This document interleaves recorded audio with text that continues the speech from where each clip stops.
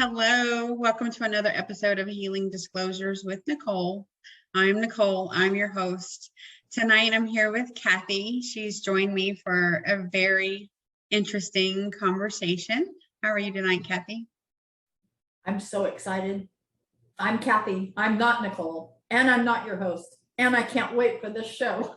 It's like, oh my gosh. Well, it's first of all, it's going to be really different, but the same. The same in the sense that it's unscripted, it's from the heart, and it's 100% true. Different because the topic was actually delivered to me divinely after asking for specific things. I've had an amazing few days, and the events of those days also affected Kathi in her life. And so we're just gonna dive right in, pun intended. So I'm going to give a little bit of background information that will help piece things together as I go through my story. So when I was a kid, I was the youngest of four, and my parents built our house when my mom was pregnant with me, and there was a in-ground pool. So I remember being around 3 or 4 years old, and we had just gotten all the water in the pool, everything was done, and my dad, was itching to get in there and test the pool out. And my dad literally tossed me in the pool, and my mom was freaking out that I was going to drown. And he said, "She can swim." And I swam to the other side of the pool and got out. And my mom's like, she's like a little dolphin. She's like a fish. And so my preschool that I ended up going to when I was like 5, that they had a swim team. And so I didn't know what to ask for. I was a child. I asked to be to have swimming lessons. And so again, I went for swimming lessons, and they said, "Well, dive in. Do you know how to dive?" And I'm like, "Yes, ma'am, I know how to dive." And they said, "Well, dive in. Let's see what you can do." And so I dove in and swam to the other side of the pool, and I got out. And I was 5. And they were like, "Okay, so you need to be on our swim team." So I started competing when I was 6. And I competed until I was about 17 years old, and I stopped because I hurt my shoulder. But I ended up, most of the meets that I went to, I won first or second. I never had a 3rd place or 4th or 5th or any of those others. I just was always the head of the pack. Everything came very easy to me. I was always very comfortable in the pool. So I got recruited to swim for the LSU Aquatics and competed. So we practiced 11 months out of the year, and I was swimming, Monday through Saturday, 11 months out of the year as a child. So I had the nickname Dolphin for quite a long time. And I loved swimming. And to this day, it doesn't matter how long I'm out of the water. As soon as I get back in the water, I'm swimming laps and, turning flips, and just very, very comfortable in the water. So fast forward a lot of time. Over the course of the last, I don't know, probably 2 years or so, coming through this great awakening and realizing that we are just one phase of lifetime on this planet, that there's been several incarnations of life on this planet, and there's been life out in the cosmos for millennium. We are not the first people to inhabit a planet. And a part of my learning has been to realize that our souls leave us when our earthly form dies, and our soul then goes on and reincarnates if we have more lessons to learn in our existence. As we energy, we are energy, or we are energy bodies, and energy cannot be destroyed, and it cannot be spontaneously created. It gets transmuted, it gets changed. So when our energy body dies or fails, or you're in a car accident or whatever, your energy, which is your soul, leaves the physical form and goes back to source. And there's a debriefing, so to speak. And it's decided that you either accomplish the lessons that you contracted for that life to learn, or you didn't. And you are, whatever the free will choices that you made during that lifetime, they will dictate your next lifetime. So people that incarnate in a life and use their free will choice to be in service of others are what we would call negative polarity. So if someone incarnates as, let's say, King Solomon, and he ends up summoning demons to build his temples, that is in service of other, in service of self, and in manipulation of others.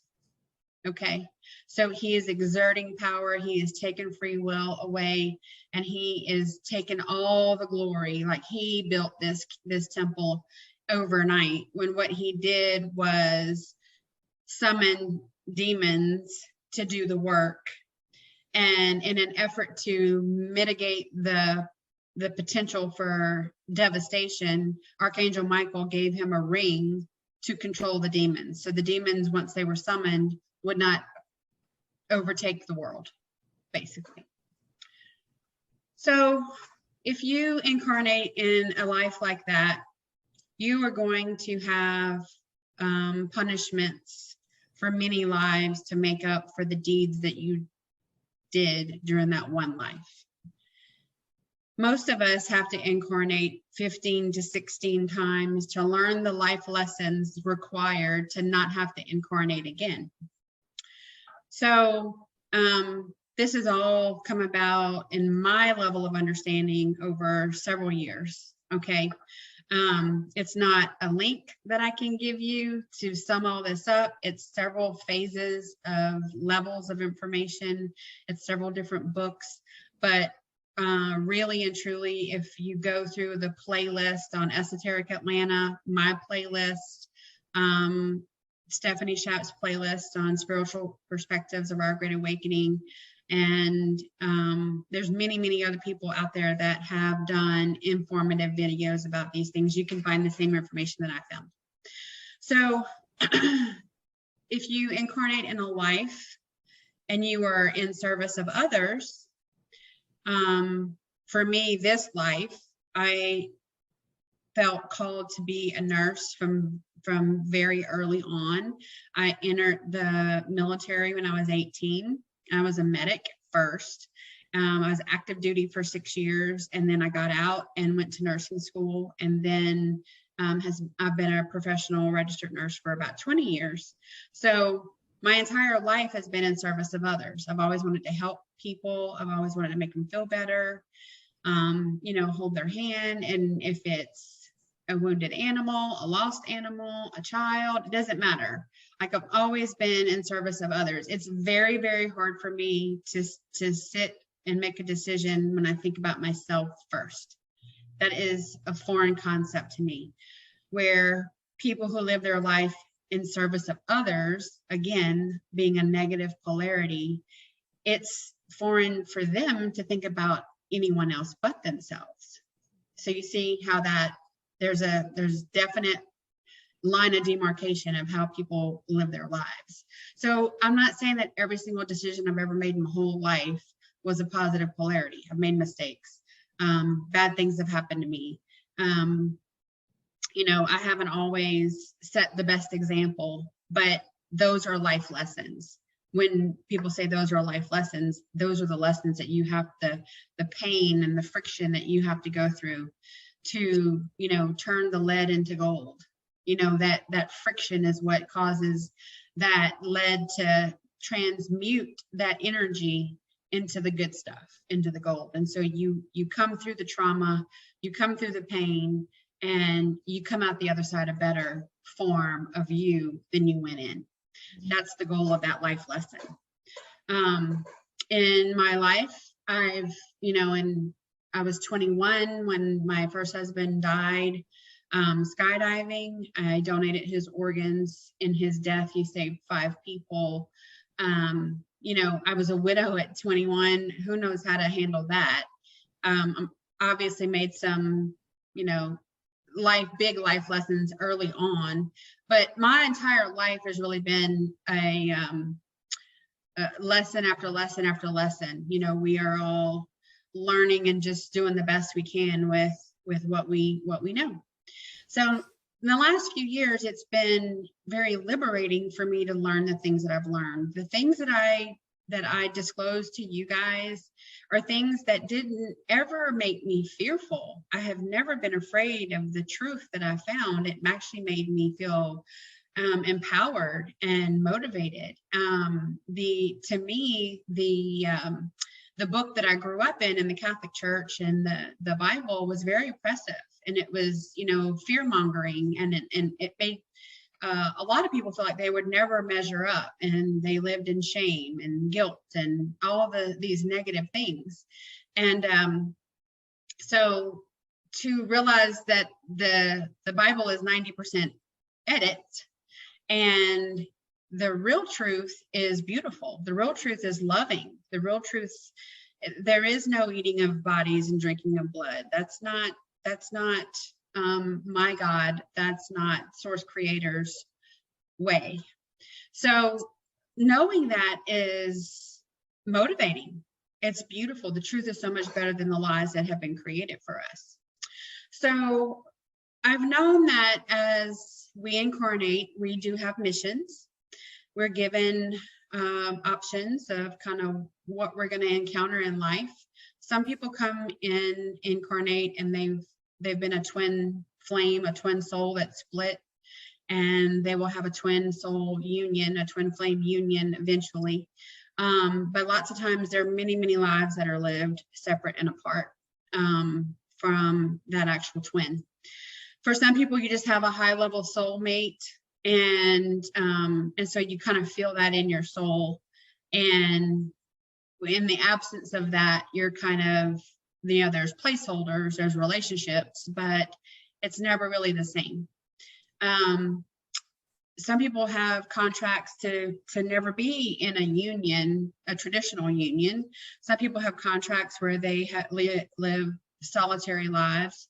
And those are the lessons that they need to learn as to how to be productive and positive polarity in their individual state without another half of them. So I have been asking for Source Creator to reveal to me what my mission is. What is my mission for this lifetime? And I've asked for that to be divulged to me with mercy and grace, because I've heard other people tell about when they woke up and they were basically drop kicked into their mission, and they didn't have any time to adjust to it. And it was, you know, jarring and shocking, and not the way that they would have preferred it. And then their advice is, you know, you can ask for your mission to be revealed. And I thought, oh, that'd be great. I would love to know my purpose. I would love to know that the decisions that I'm making in that direction, you know, to have some guidance. That's amazing. And so I have been asking that in my prayers. And a few months back, someone said, you know, someone that was of the off-worlders said, you know, I feel like I get an Arcturian vibe from you. And I literally had to look up what Arcturians were, and they come from the Arcturus star system, and, you know, all that. And I thought, you know, wrapping my brain around that was a chore in itself. And so, like I said, a couple months ago, that's whenever I first heard that. And then recently I have been on Twitter because Bryce and Stephanie were doing their road trips and things, and I was kind of wanting to follow them around. So I made a Twitter account, and I was very shocked to see how many light workers are on Twitter, and how many are, you know, identify as Arcturian or Pleiadian, you know, and they're out there and they're communicating and they're teaching, they're motivating, they're guiding via that social media. So that was a pleasant surprise. So this past weekend, I had been following a specific person, and there was a couple of different people. There was a contact that I initiated through a message on Twitter from someone and wanting to find out, how can I know what my space race is? Is there a way to find out? Like, how do I know if I'm Arcturian or what? And that person didn't have a whole lot of, you know, advice. They just said, you know, like, Source Creator woke me up in 2013 and gave me my mission, and that's what I've been doing, you know, and I never look back. I live in the now, and I hope that you get your information that you seek. And, you know, because the more people we have that are able to work in their mission, the quicker that we're all gonna ascend and the mission gets accomplished. And so I thought, wow, they've been in their light body and activated since 2013. But in their 3D body, they're, you know, a wife and a mom and do all the 3D things too. And so within about 30 minutes of that interaction, I got a comment on something that I posted on Twitter, and it said, "You're obviously Arcturian because you're laser focused." And I thought, and you know, I'm Arcturian, you know, like how, you know, like on Twitter, like, how do you know I'm Arcturian? I'm thinking this is some troll. This is somebody just like poking fun or whatever. Well, this person turns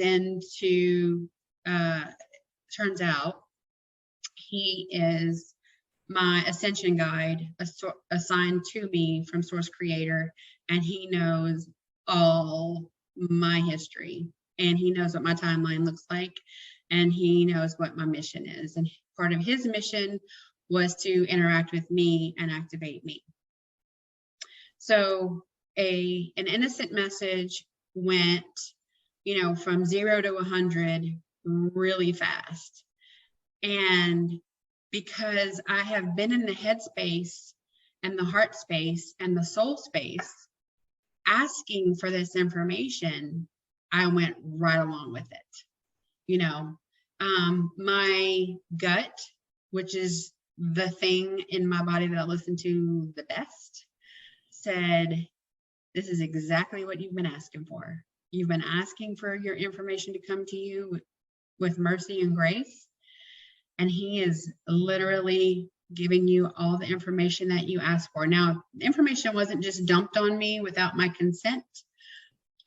There was a consent given, and once that green light was given, it was on. Okay, so there were options given to me for certain levels of knowledge, but anyway, that took place, and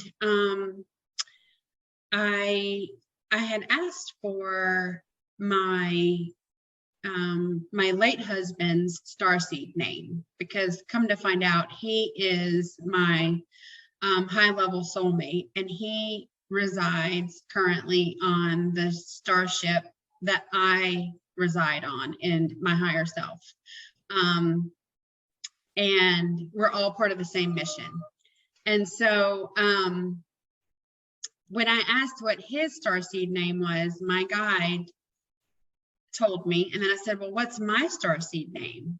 And he said, let me see. And that's a little bit trickier process, I guess, in determining an actual name if you don't know it. And so he said, it's 8 characters, and it starts with a D. And I said, I just heard it, Delphine. I just knew Delphine. And he said, no, you're not Delphinus. And he said, he then got the download from Source Creator that, oh my gosh, you're Delphinus. And I said, who's Delphinus? So Delphinus was the dolphin god sidekick of Poseidon. And if you Google Poseidon or Delphinus, they're normally together in sculptures and pictures. One is usually not without the other. And Delphinus was the one that Poseidon wanted to marry Aphrodite, and she was fearful of becoming a target if she married him, and so she left the Atlantis realm, and Delphinus went and talked to her and said, you're the love of his life, you know, you have to go back to him, you have a great prophecy that you're going to fulfill together. And so he actually, Delphinus the dolphin, actually brought Poseidon's love back to him. And so that is one of my oldest lives. So I was the god of dolphins in that life. And dolphins and whales on Earth, they are higher consciousness beings that hold Christ consciousness on this planet. So they're actually from Sirius B, the star system Sirius B. And they were put here to maintain Christ consciousness when at a certain level, no matter what the humans are doing. So I led that. I was considered a god of dolphins. So I was then told that myself, like that soul, and Poseidon's soul, and 4 other people incarnated in cycles together. And in all the other lives, we incarnated as normal humans, but in each time frame, we developed very successful kingdoms in every incarnation. So every time we have incarnated, we have done great things, and we do them together. We find each other, we gravitate toward each other, our frequencies attract each other, and then we accomplish great things together. So fast forward to my mission. My mission was revealed to me, and my mission is going to have something to do with dolphins. And I will again be a leader, and I have a very important role in the next 2 years of what's going to happen with planet Earth. So yeah. Can I just intersect in here? This is just so funny because our temperaments are so opposite. This just cracks me up. It's like you're just talking just so like this is just so normal, like this is just everyday talk over coffee, like no big deal. You know, the galactics and the Arcturians and the dolphins and I'm sitting here, what? I mean, inside I have been very excited. I'm very excited, you know, but I feel more grounded than I have ever felt in my life. And I feel more validation than I've ever felt in my life. And so many intricacies of my life. Like one of the things is I have always had a measure of clairvoyance, and I will see things, but I don't really know enough of the context for it to make a difference. And I've always had visions or memories, I'm not sure what they are, where people are walking on sidewalks. I was always swimming. I was always swimming through traffic. I was swimming through crowded sidewalks. Everybody else was using their feet and their legs, and I'm literally like stroking. And I'm going faster than everybody else. And I really didn't remember that until my activations. So there's so many things that never made sense before that make so much sense right now. Mm-hmm. And that is just invaluable. And so, yeah, it's mind-blowing. I get it. It's mind-blowing. But at the same time, it's so comforting. You know, if you're a starseed, you know that you've never fit in. You've always kind of gone from pillar to post. You didn't really know what you were supposed to do. You were kind of homesick for a place that wasn't where you were raised. You don't know where home is. It's because home is a star system. And you feel called to a bigger purpose. Because we're starseeds. We're here because we've lived many, many, many lives before, and we're here to elevate humanity, shift the polarity positive, make sure that the planet, the planet ascends, that the population ascends to a positive polarity, so that we shift it, you know, to the masses on the positive side. Mm-hmm. And so, as a starseed, I have so much hope and motivation, and I am laser focused. You give me that mission and I will accomplish that mission. Mm-hmm. And I just walked away from my 3D matrix job that I've had my entire adult life, you know, feeling like it turned its back on me because I was just as dedicated to doing that.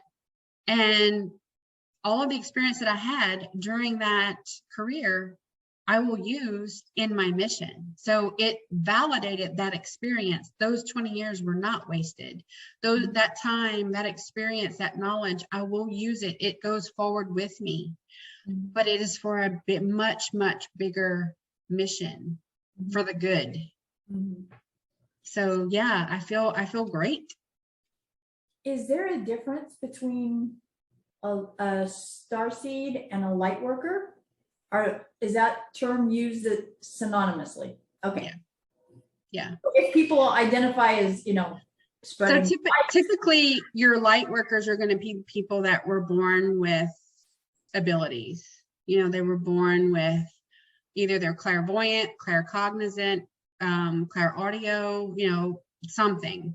They are going to have been born with abilities, and they're born with abilities because their soul has learned these lessons and has enough maturity in their lifetimes to play an active role in saving humanity.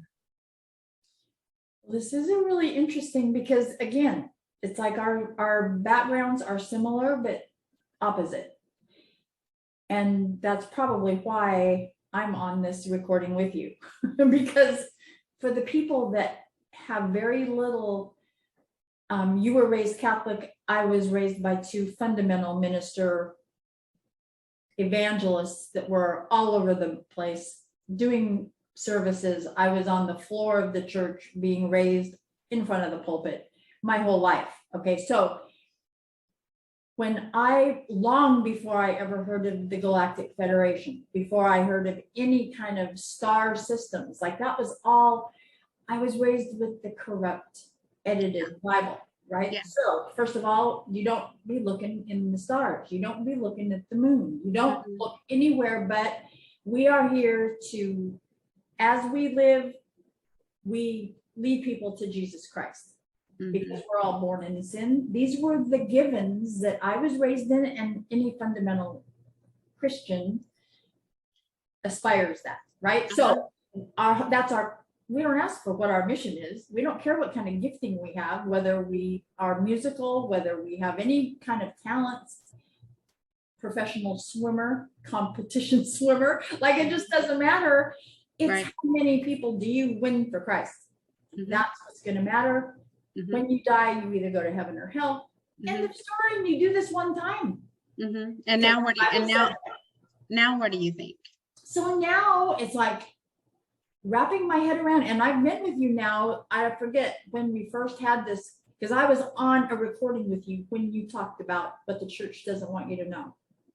That was my first entry into any of this. And most of that recording, my mouth was open, my eyeballs were bugged out, I was crying, because it did feel true, Nicole. There was not it wasn't comfortable for me, but I knew it was right. I knew what your soul knows truth when you hear it. Yes. So whatever month that was, and it's been recent, and I've listened to YouTube, Galactic Federation people. So these terms, star system, star fleet, commander, whatever, all these I've gotten a little familiar, but only because I've broken the rules. I broke out of the traditional Christian belief, right? Not God, not source. Now that I know all those differences, right? So just to be clear, so now I can wrap my head around, okay, many lifetimes. Okay, coming back because I blew it the first 500 lifetimes because I didn't get the lesson. And so I'm back for another round, right? That doesn't shock me as much. But it's like, this is exciting because you asked, you can trust your higher self to bring you the answers. And now look at you. It's like, that is so exciting. Well, and the more you know, the less you know. Okay. We were taught things to keep us small. We were taught to not think for ourselves. We were taught that the answers were not within ourselves. You see, because that gives other people power over us. That gives them dominion over us. If we were taught the truth, then people would have never been able to control masses of the population in fear and shame and guilt like organized religion does. Okay. When it is taught to you that you have a divine spark inside of you that is given at conception, no one can take that from you. Okay. That is the spark of life. That is what let there be light means. There is a spark of life when the sperm meets the egg. There is no sin in that. That's natural. Okay. The sin is to think that a child was just implanted inside of a woman using magic. Okay. That's demonic. That's the incubus and the succubus. But it has been sold in a nice, pretty package and driven home by all these ministers throughout the ages to make people feel the inverse is what's true. And so, I mean, I've obviously talked to several people, and growing up, you know, I had my first communion. Well, what's that? I ate the body of Christ. Okay, so that's cannibalism in a package, in a little, you know, Catholicism bow. Well, Source Creator doesn't ask for human sacrifice. That's not in his playbook. That's in the dark side's playbook. And you've got people ignorantly being taken advantage of that come to worship for all the right reasons, and their energy has been given inadvertently to feed the underbelly, the exact person they're trying to go to church to avoid. So it's been a part of a huge mind screw. And the whole thing is power and control and feeding the ego. And all the things that they have portrayed as being wrong are inherently good. And anything that they have portrayed as being good are really, really wrong. And you can sit there and debate every single aspect of it if you want, but the more you look at it, the least strong argument you have is to quote scripture from an edited book. Joshua has channeled through many people and said 90% of what has been fed to us is false. So if you're going to regurgitate scripture that's 90% edited and false, you're supporting lies with lies. So the truth and doing the actual, you have to go way back. You have to go before Constantine and before the Council of Nicaea to get truth. And that's why those books were banned. And that's why those books were pulled. And that's why they demonized the women in the Bible, the women that were actually healers, the women that were disciples. They couldn't have anybody know that information because we had to be kept small. We had to be kept from our power because our power was inside of us the whole time. And when you hear it, doesn't it make perfect sense? At the same time, it pisses you off, but it makes sense. Because people decided for us thousands of years ago what we should know and what we shouldn't know. You know, King James was a Satanist. And in his time, he ruled with an iron fist as well. He made law that a commoner couldn't read the Bible. It had to be read to them from a clergy person or a royal. Mm-hmm. So if someone tells you you can't read something, they're obviously hiding messages.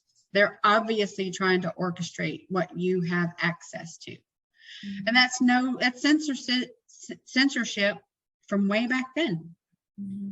You know, and that's why when you hear a group say you can only worship using this book, why? Again, that's censorship. So you're pushed away from the truth and you're pushed toward what they have made damn sure only says what benefits them. It doesn't benefit us. It's not for our greatest good. So when you step out of that, when you step away from the confines of that and realize you do have freedom to learn the truth, you do have freedom to hear anything that I say or anybody else and determine whether that feels right to you. You know, it needs to feel like the truth, even though you may hear it and think, I have never heard that before and that is some crazy stuff. Because it's foreign doesn't mean it's wrong. Right. Because you've never heard it before doesn't mean it's inaccurate. What's interesting is when I hear you talk and I remember the progression of how I felt. In case there's some people that are listening to this that will relate. When you have a spell on you, which is what I had all those years in the church, all the spell casting, all that, it wasn't just programming. Right. I think those are two different, and you can talk about that if you want. But as much as I thought I could just have a good intention, and that would offset any evil, because I'm a Christian, and all I need is a good intention to override any evil. And that is significantly wrong. Right. And now I am living proof of that. Right. Fast forward, I'm not 20 anymore. Right. And I just went through clearings like I have never experienced in my life. Yeah. Anyway, so I'm not sure I had the ears to even hear you, Cole. Right. Right. And part of that spell casting. Part of the spell casting comes about because Latin is the language of Lucifer, and Latin is what a lot of the canonized books are in, and the clergy are in, and the higher up you go, the more Latin they speak. They're spell casting. Mm-hmm. Sanskrit is the original light language. Sanskrit was demonized, and now we know why. Yeah. You know, again, it was inverted. What was God made for good, they turned bad. Well, and we're taking that back. So like there's probably plenty of people that, like I said, it's not the people that walk in the building. They are innocent by and large. It's the people in charge of these different denominations and whatnot. And it really all goes back to the Vatican. No matter what denomination you subscribe to, the mother church, the one that has rule over all, is the Vatican. And so, there's miles of books from thousands and thousands of years ago that are chained up behind gated and guarded walls in the Vatican. Yeah. And so you'll hear these books are inaccessible because they're under the Vatican. Why?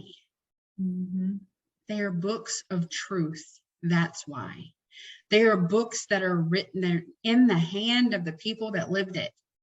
And if commoners got that truth, it directly contradicts what's being sold down the pipeline. They can't have it. They can't have free access to the truth. That's why truth is such a hot commodity. That's why truth is being sold now. Versions of it. I am divinely led to have these conversations. I have everything to lose and nothing to gain. And I don't care, because I feel more fulfilled, more grounded, more validation, more inherent truth that has come through me, through the divine, than ever in my entire life. And there's no replacing that. To live in your truth and not be sorry for any affiliations or any of that is invaluable. You can't put a dollar on it. You can't put an amount on that. That's true. And all we need to do is have, first of all, the curiosity, just even thinking, what if she's right?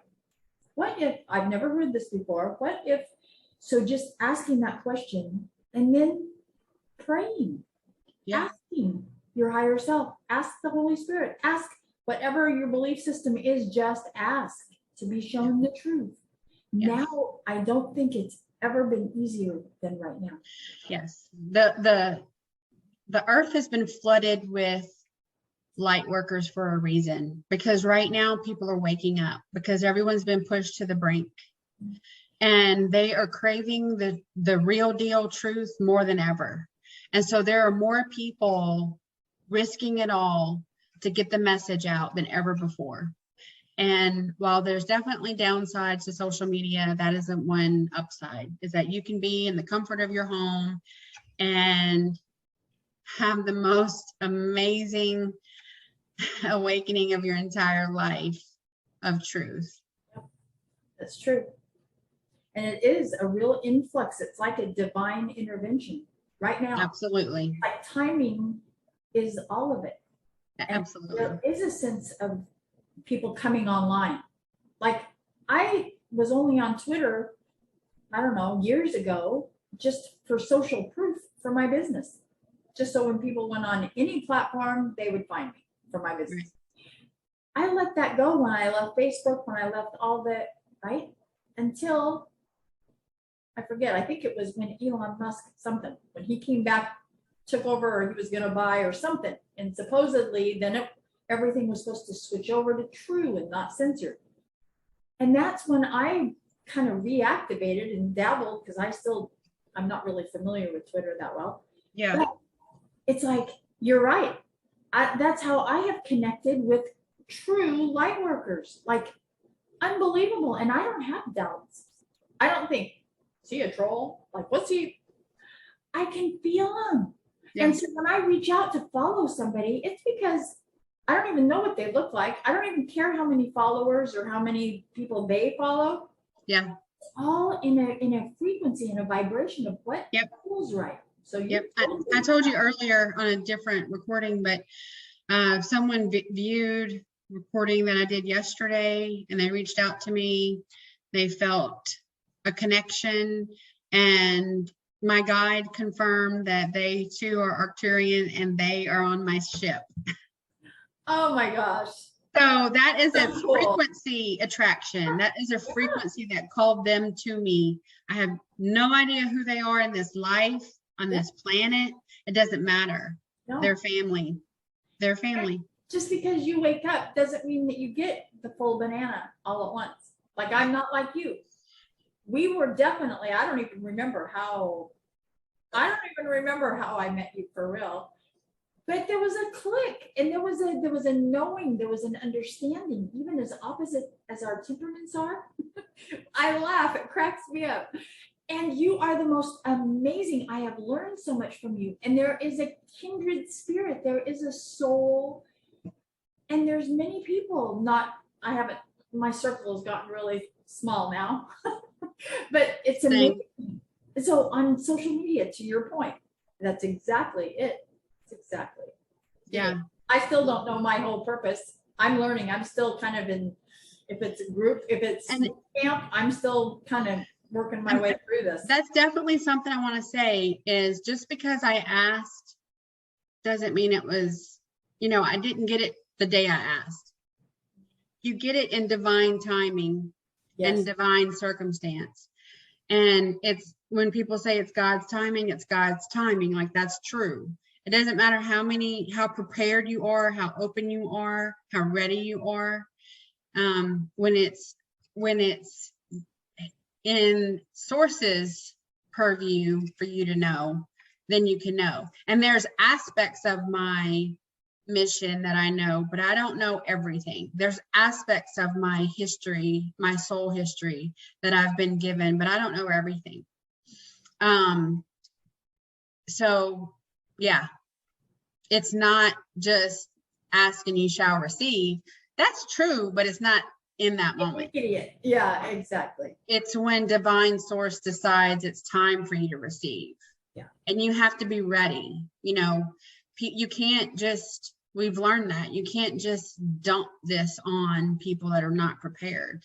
That's why God pushed me to start my channel, because I wanted to ease people into the truth that I had found over the last 5 or 6 years, things that kept me up for weeks at a time, because I know, if disclosure comes in a big mass of information, I'm trying to help my brothers and sisters not just go off the deep end. Right. I don't want more destruction and death to come from truth.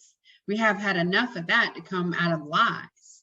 Right. So my whole purpose is that we can give little bits, video by video, and you take that in and you resonate with it, and you have, if you're triggered, then you deal with the trigger and you figure out why. And then when you heal from that, you move on to the next, Mm-hmm. So that's my whole purpose. Yeah. And now, I was like led down that path, and now that path has been validated by source. Yep. That is part of my mission, is to do truth videos, to speak biblical truth.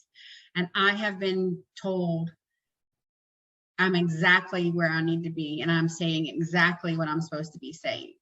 So, when you hear it from source, can't exactly argue. How do you argue with that? It's like, yeah. And I don't know, and I will never know all of the scriptures and all the books. I don't need to know that to know the truth. Mm-hmm. That doesn't make you, that might make you a false historian or something. I don't know, but that doesn't bring you to where you need to be. Christ consciousness is an internal voyage that you go inside. You have to look inside. It's not in a book. It's not on a website. You have to do the work in yourself. Yeah. And you'll be led to the right. If it's a link that you feel drawn, that's how you're going to find, you'll be drawn to it.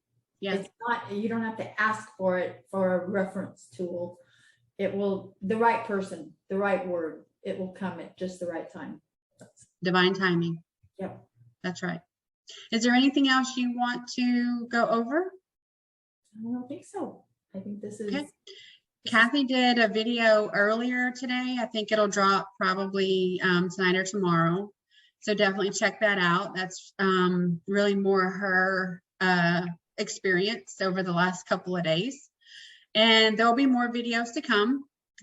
This is not going to be a one-all, be-all kind of video. This is just I'm so excited that it was my time to get this information. And I'm really, really excited to get started on my mission and to help and to get back in touch with my dolphins.